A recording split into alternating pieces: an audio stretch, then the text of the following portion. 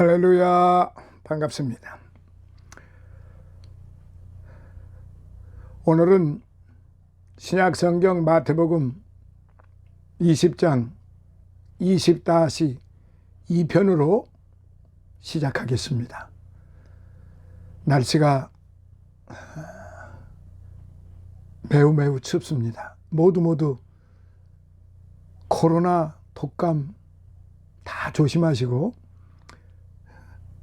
항상 마스크, 목도리, 모자 연로하신 분들은 꼭 쓰시고 다니시면 참 좋으시겠습니다. 오늘 이 시간에는 지난 시간 이어가지 못했던 1절로부터 16절까지 있는 말씀을 좀 더 구체적으로 합축해서 말씀을 드리도록 하겠습니다.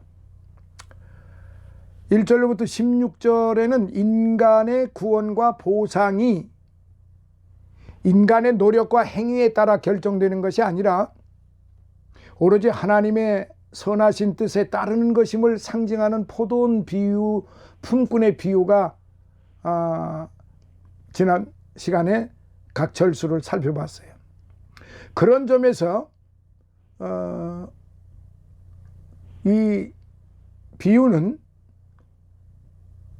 특히 19장 16절, 바로 전장 19장 16절로부터 30절에 제시된 내용의 명확한 이해를 돕게 합니다. 특히 이 비유가 우리들에게 나타내려고 하는 직접적인 뜻은 다음과 같은 것이라고 할 수 있는데요.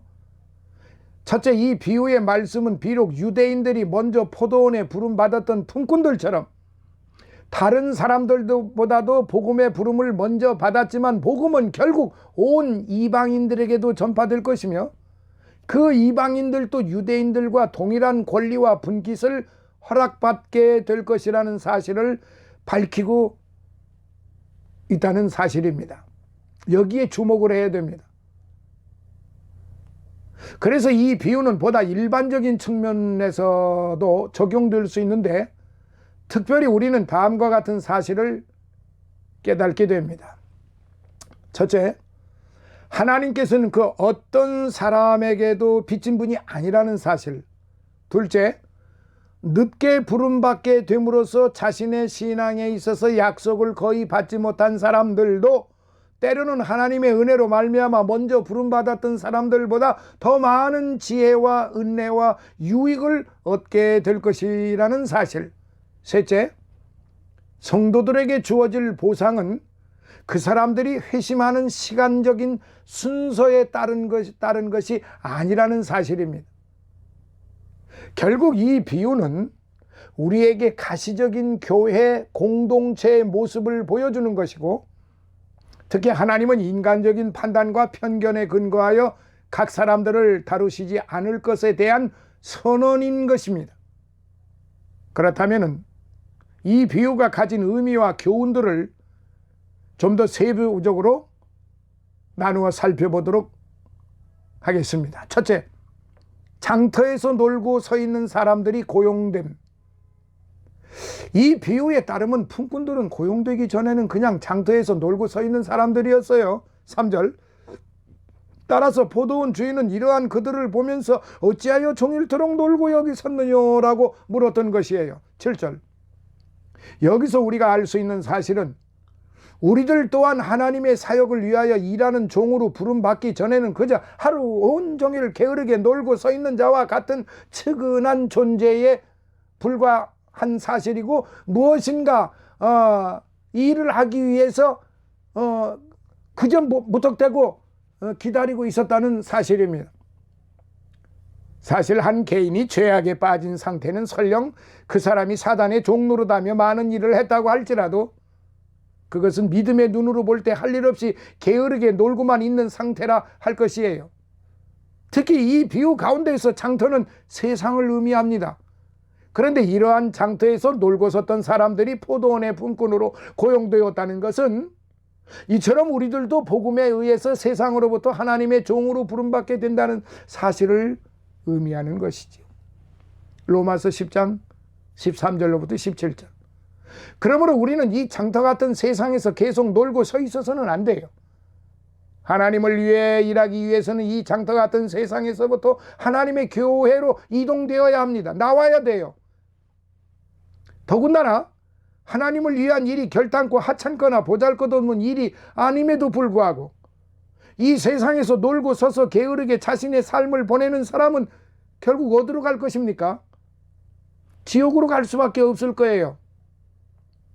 따라서 천국에 가려고 하는 사람은 부지런하여 게으르지 말고 주를 위하여 충성되게 일해야만 합니다. 로마서 12장 11절. 그래서 언제 어느 때고 주께서 부르시면은 아멘 네 하고 따라가야 됩니다. 그게 아침이 됐든 점심이 됐건 오후 한나절이 되었든 저녁이 되었든 간에 시간과 상관없이 주인이 부르면 무조건 예 하고 가야만 됩니다. 아 이제 시간이 뭐 이게 다 됐는데 지금 뭐 가가지고 무슨 일이 될까요? 그리고 지금 가가지고 우리가 무슨 뭐 일도 1시간밖에 안 했는데 어떻게 우리가 품삯을 받겠습니까? 이거 따지지 말아야 돼요. 여기서 조금 세상에 속된 표현이 될런지는 모르지만 묻지도 말고 따지지도 말고 주님 앞에 돌아오는 것은 주인이 부를 때 포도원 주인이 부를 때 묻지도 말고 따지지도 말고 생각지도 말고 무조건 가야 되는 겁니다. 그게 무조건 믿음이에요. 그게 무조건 신앙이에요. 주께서 부르시면 무조건 가야 되는 겁니다. 이유 없어요. 제가 볼 일이 있는데요. 뭐 좀 며칠 좀 생각 좀 해보고요. 제가 할 일이 좀 많아가지고 요거 다 마치고 할게요. 아 저는 뭐 천천히 가죠 뭐. 이런 사람들 끝내는 못 돌아옵니다. 주께서 부르실 때 이유 여하를 막론하고 가게 되는 거예요. 내가 아무리 안 가려고 그래도 주께서 부르시면은 그 음성을 들으면은 가야 돼요. 안 가는 사람, 끝까지 안 가는 사람은 뭐 그건 어떻게 될지 뭐 그 결과는 당연한 것이니까 더 이상 얘기할 필요 없고요. 두 번째, 품꾼들에게 한 데나리온의 품삯이 약속되었다는 점이에요. 여기에서 아침에 나간 집주인은 품꾼들에게 하루 한 데나리온씩 주기로 약속했어요. 그리고 그들을 고용했어요. 이들에게 약속된 로마의 한 데나리온은 오늘날 우리 형편에 비교해 볼 때 일용 노동자들의 하루 받는 품삯에 해당하는 것, 충분히 하루 생계를 꾸려갈 만큼의 임금이에요. 이는 곧 너무 부하게도 가난하게도 하지 않으시고 우리를 평안으로 이끄시는 주의 크신 은혜를 예시해 주는 것이 아니겠습니까? 잠언서 30장 8절. 그런데 이러한 사실이 우리가 하나님의 말씀에 순종하여 수고함으로써 받게 되는 보상이 바로 우리가 한 일의 대가로 당연히 받아야 될 것을 받는 것임을 뜻하는 것은 아니에요. 오히려 우리는 모든 것을 했을 때에도 하나님 앞에서는 무익한 종에 불과하다는 것을 기억해야 합니다. 누가복음 17장 10절 무익한 종일 뿐입니다 로 기억을 해야 됩니다. 그러므로 이 말씀은 우리에게 우리가 마땅히 해야 할 일을 하는 것임에도 주님의 일에는 보상이 약속되어 있다는 것을 알려주고 있는 것이며 이렇듯 하나님께서는 주를 위한 수고를 잊지 않고 꼭 갚아주신다는 사실입니다. 세 번째, 품꾼들이 정해진 시간 동안 고용되었다는 사실이에요. 정해진 시간. 특히 품꾼들이 하루 동안 일하도록 고용된 것과 같이 우리가 주를 위해 일하는 시간은 정해져 있고 그 일에는 충분한 보상이 약속되어 있어요. 그리고 이러한 우리의 수고의 날은 그리 길지 않아요. 시편 90편 10절.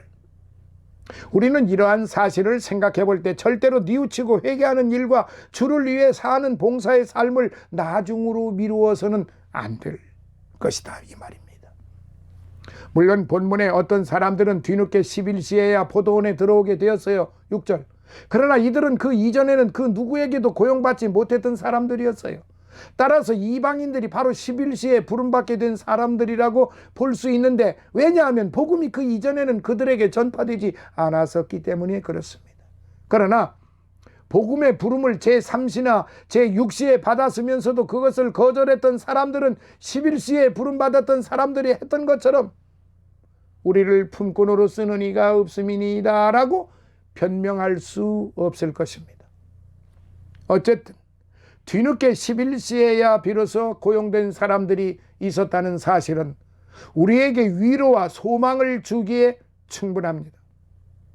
그러므로 우리는 돌이키기에 늦었다고 실망해서는 안 돼요. 더욱이 우리는 현재 뉘우치기로 결단한 그 순간이 바로 은혜 받을 만한 때요, 영접되는 때임을 기억하면서 모든 사람들을 일깨워야만 할 것입니다. 고린도후서 6장 2절에. 자, 네 번째, 모든 품꾼에게 정한 품삯이 주어졌다는 사실입니다. 저물매 집주인이 나중 온 자들로부터 시작하여 먼저 온 자들까지 정한 품삯을 주라고 했습니다. 그리고 주인은 이들 모두에게 똑같이 한 데나리온씩을 주었어요. 8절로부터 10절. 그러자 먼저 온 자들이 와서 집주인에게 불평하여 원망하기 시작을 했습니다. 즉 그것은 하루 종일 더위 속에서 수고한 자기들과 1시간만, 그것도 서늘할 때 일한 사람들을 똑같이 대우하였다는 불평이었죠. 이와 같이 바리새인들처럼 교만한 사람들이라 형식적인 그리스도인들은 아무리 하나님의 은혜가 풍요롭다고 하여도 불평하고 투덜거리곤 합니다. 그리고 우리들 역시 수고한 것에 비해서 우리는 하나님의 은혜를 너무도 조금 받았고 다른 사람들은 너무 많이 받았다고 생각하기 쉬워요. 그러나 우리는 만일 하나님께서 다른 사람들에게 은혜를 주신다면 그것은 그분께서 모든 사람들에게 자비로우시기 때문이라는 사실을 알아야 하는 거예요. 특히 그분이 그렇게 하신다고 해서 우리에게 불의한 일이 되는 거 아니잖아요. 왜냐하면 그분은 우리와 약속한 대로 약속을 이행하셨을 뿐이기 때문입니다. 즉 세상에 속하여 물질적인 것을 추구하는 사람들은 이 세상에서의 자기들의 분깃을 위해 하늘의 약속들을 포기함으로써 이 세상에서 자신의 몫을 선택하는 겁니다. 그러나 하나님의 말씀에 순종하며 살아가는 신앙인들은 저 하늘에서 주시겠다고 약속하신 분깃에 동의함으로써 그것을 기억하며 감사하게 살아간다는 말입니다. 그리하여 그들은 약속된 하늘나라의 기업을 얻게 되는 것이지요. 그러므로 우리는 다른 사람들과 비교하여 불평해서는 안 됩니다. 오히려 항상 자신에게 다음의 것들을 물어보아야 합니다. 우리는 과연 우리의 몫으로 약속된 천국을 우리의 전부로서 받아들인다고 하는 것에 동의하고 있는가요? 우리는 피조물 가운데에서 우리의 행복을 찾으려고 노력하고 있지 않은가요? 더욱이 하나님은 마땅히 받아야 할 것 이상으로 사람들을 벌하시지 않으시는 하나님이십니다. 또한 그분은 성도들이 주를 위하여 감당했던 모든 수고들을 기억하고 반드시 갚아주시는 분입니다. 그러므로 하나님께서 어떤 사람에게 특별한 은혜를 주셨다고 해서 그것이 다른 사람에게 잘못한 것은 아니잖아요. 자, 다섯 번째, 불평하는 품꾼들을 꾸짖으셨습니다. 집주인은 불평하는 사람들을 향해 내가 선함으로 네가 악하게 보느냐라고 되묻고 있습니다. 15절. 우리는 여기서 시기의 본질이 무엇인지를 알 수 있습니다. 그것은 바로 악한 눈입니다. 그러니까 시기하는 사람은 악한 눈을 가지고 있다는 거예요. 그래서 악한 눈을 가지고 있는 사람은 시기, 질투, 교만, 방자가 능한 거예요. 그러면 이 악한 눈은 좀 더 우리가 기도의 사람이 되고 찬양의 사람이 되고 감사의 사람이 되고 말씀의 사람, 성령의 사람이 된다고 하면은 그 시기하는 자의 악한 눈을 우리는 분별할 수가 있어요. 속일 수가 없어요. 눈을 자기가 아무리 감추어도 그 눈은 그의 양심을 나타내고 있다고 봐야 돼요. 그래서 그 눈은 속일 수가 거의 없다고 봐요. 그러니까 시기, 질투 이간질, 교만, 방자, 혈기, 거짓, 탐욕이 강한 자들은 악한 눈을 가지고 있는 거예요. 이 악한 눈은 다른 사람이 잘 되는 것을 불쾌하게 여겨요. 그들에게 나쁜 일이 일어나기를 바라는 마음이에요. 그러므로 이 악한 눈은 우리 자신에게 있어서는 슬픔이고 하나님께서 보시기에는 기뻐하실 일이 아니고 다른 사람들에게는 상처를 주는 것이며, 즉 이 시기라고 하는 것은 우리들에게 있어서 어떤 즐거움도 유익도 영광도 줄 수 없는 정말 쓸데없는 악인 것이죠. 따라서 우리는 어떤 종류의 거만한 요구를 주님께 하려고 하기 전에 먼저 값없이 주시는 선물인 구원을 겸손하게 구해야 할 것입니다. 그리고 우리 자신뿐만 아니라 다른 사람들에게도 공평하게 주시는 하나님의 은혜를 시기하거나 불평해서는 안 됩니다. 오히려 그 은혜를 기뻐하며 즐거워하여 찬양할 수 있어야만 하는 것입니다. 그런데 이 악한 마음, 악한 눈은 사실 여기서 지금 전하는 저에게도 왜 없겠습니까? 그런 생각을 가지면 하나님의 성령께서 지적을 하십니다. 너 왜 그런 생각을 하느냐? 그래서 뭐 전철을 타고 가다, 버스를 타고 가다, 기차를 타고 가다, 비행기를 타고 가다, 걷다가 자다가도 깜짝 놀라서 내가 막 이렇게 머리를 흔들고 내가 왜 이러지? 내가 왜 이런 생각을 갖지? 남이 잘 되고 남이 죽기를 바라고 어디 가서 막 자동차에 쳐서 기차에 쳐서 병에 걸려서 죽어버리긴 하지. 이런 생각을 하게 되는 것이 우리 사람들의 가지고 있는 악한 성품이라는 거죠. 저에게도 다분히 그런 성품이 왜 없겠어요? 그런데 그걸 제어를 할 수 있는 것은 그런 육신의 생각이 들어왔다가 사단의 생각이 들어왔다가도 성령께서 사정없이 책망하시고 네가 지금 무슨 생각을 하고 있느냐, 무슨 짓거리를 하고 있느냐라고 말씀을 하시면 머리를 흔들면서 내가 이거 왜 이런 생각을 했지? 잘못했구나. 잘못했습니다. 이렇게 되는 것입니다. 자, 17절로부터 19절을 이어가도록 하겠습니다. 예수님의 세 번째 고난 예고 말씀을 보겠습니다. 예수께서 예루살렘으로 올라가려 하실 때에 12제자를 따로 데리시고 길에서 이르시되 보라, 우리가 예루살렘으로 올라가노니 인자가 대제사장들과 서기관들에게 넘기움에 저희가 죽이기로 결안하고 이방인들에게 넘겨주어 그를 능욕하며 채찍질하며 십자가에 못 박게 하리니 제3일에 살아나리라. 절수를 보겠습니다. 17절, 예루살렘으로 올라가려 하실 때에 유월절 절기를 지키기 위하여 예루살렘 성전으로 가시는 길로서 이는 예수님의 마지막 예루살렘 입성이 될 것이었습니다. 보라 원어는 이두, 깨닫는 뜻의 호라오에서 파생한 명령형, 여기에 가리켜 지적하다는 뜻 외에 깨닫고 받아들이라는 의미가 내포되어 있습니다. 이게 보라 하는 것은 그런 깨닫는 뜻, 가리켜 지적하다는 뜻 외에 깨닫고 받아들이라는 그런 의미가 내포되어 있다는 사실입니다. 즉 순환에 관한 예고를 듣고 깨달아 예수를 메시아로 인정하라는 강력한 권고의 말씀입니다.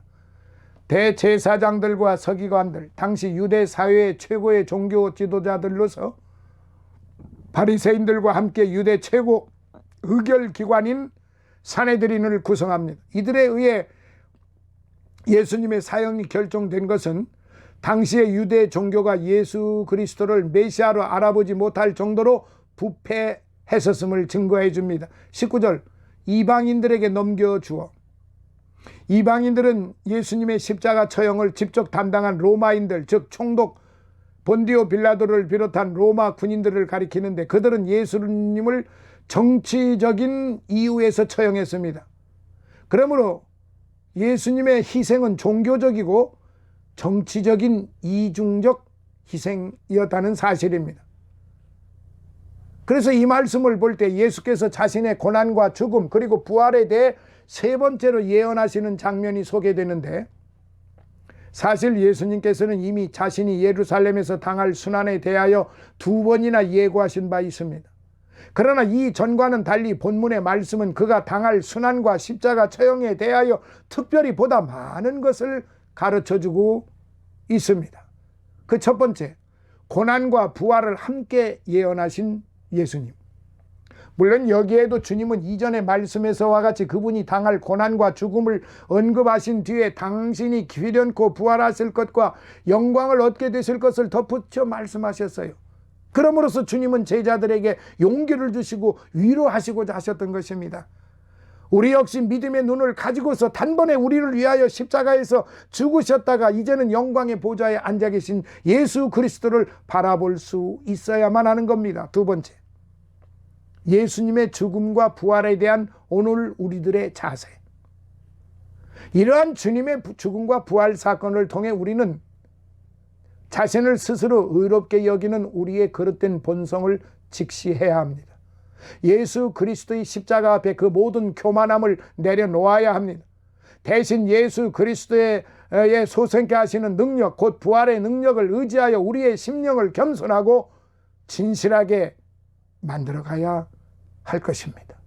뿐만 아니라 우리는 우리가 얻은 구원이 오직 하나님의 값없이 주시는 은혜로 이루어진 것임을 알아서 항상 하나님을 향한 감사의 생활을 해나가야만 할 것입니다. 감사는 은혜를 아는 자만이 외칠 수 있는 영혼의 고백이 아니겠습니까? 우리가 얻은 구원이 오직 하나님의 값없이 주시는 은혜로 이루어진 것임을 에베소서 2장 8절은 그렇게 증거하고 있습니다. 사랑하시는 성도 여러분, 마무리를 하겠습니다. 아직도 내 이웃을 미워하십니까? 아직도 내 친구를 미워하십니까? 아직도 내 친구를 모함하고 계십니까? 아직도 내 이웃을 향하여 손가락질하고 계십니까? 자신만이 옳다고 생각을 하고 자신의 생각이 옳다고 생각하며 친구의 생각은 무참히 짓밟아 버리시겠습니까? 아직도 나만이 많이 배웠다고 생각을 하십니까? 친구는 아무것도 모르는 것으로 그야말로 파라코로만 생각하고 계십니까?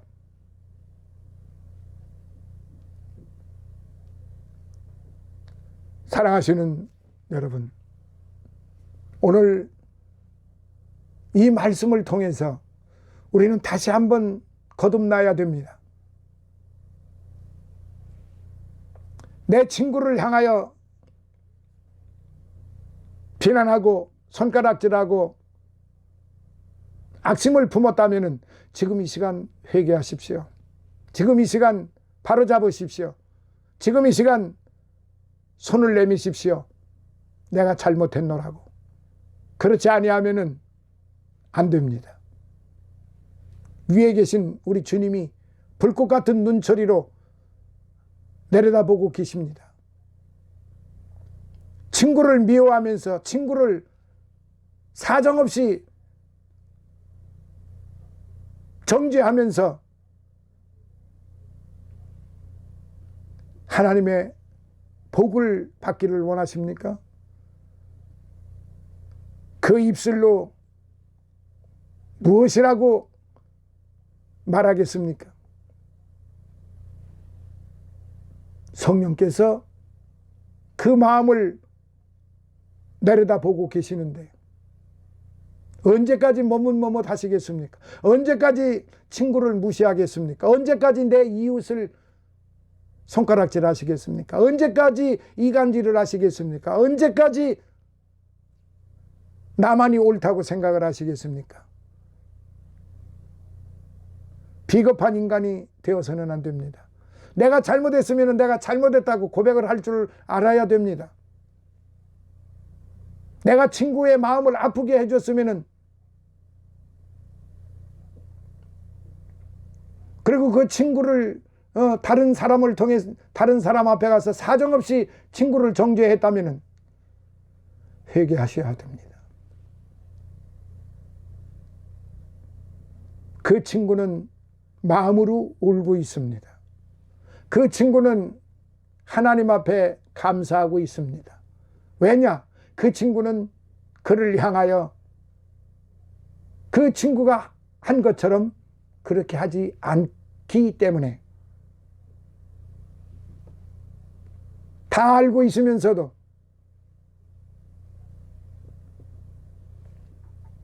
친구가 자신을 향하여 화살을 쏘아대고 온갖 돌팔매를 하고 있는 걸 다 알고 있으면서도 그 친구는 그 친구를 향하여 기도하고 있습니다.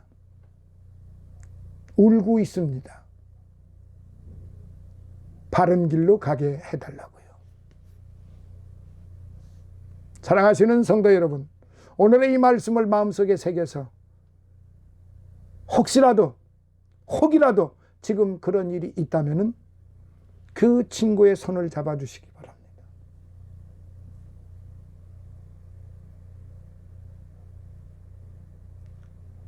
그리고 그 친구에게 용서를 비시기 바랍니다. 그리고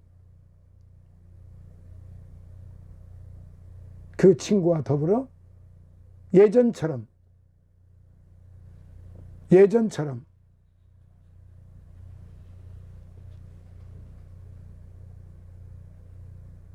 서로 의를 나누는, 서로의 마음을 주고받는 그런 아름다운 친구의 모습으로 다시 돌아가시기를 바랍니다. 주님은 먼저 온 자나 나중 온 자나 결단코 차별하지 않으십니다.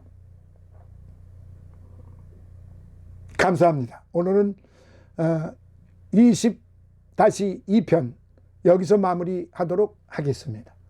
다음 시간에는 20-3편 20절로부터 28절 이하로 계속 이어져 가도록 하겠습니다. 할렐루야. 감사합니다.